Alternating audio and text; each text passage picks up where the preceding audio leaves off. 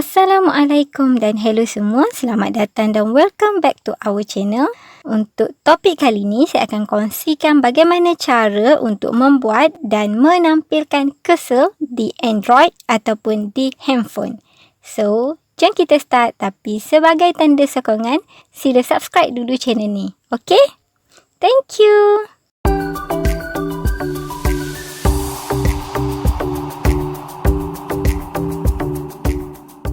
Hai semua, video saya sebelum ni saya kongsikan bagaimana cara untuk membuat highlight cursor ataupun mouse pointer focus untuk laptop ataupun untuk komputer. Dan untuk tutorial kali ini kita akan menampilkan cursor di Android ataupun di telefon bimbit. Untuk buat cursor di telefon ataupun di Android, kita perlukan satu aplikasi dan aplikasi itu adalah AZ Screen Record.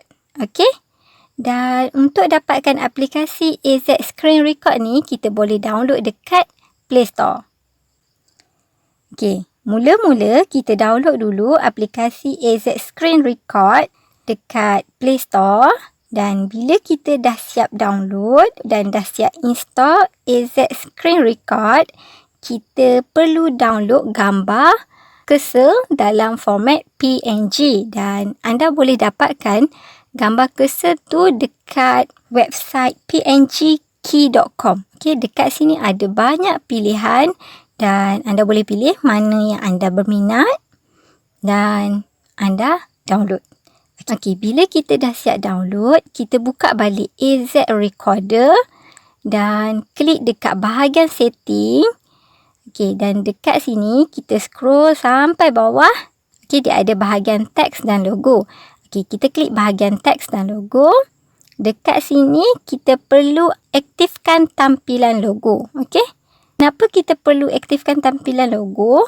Okey, bila kita tak aktifkan dia, cursor tadi akan hilang. Okey, dia akan hilang macam ni, tak nampak.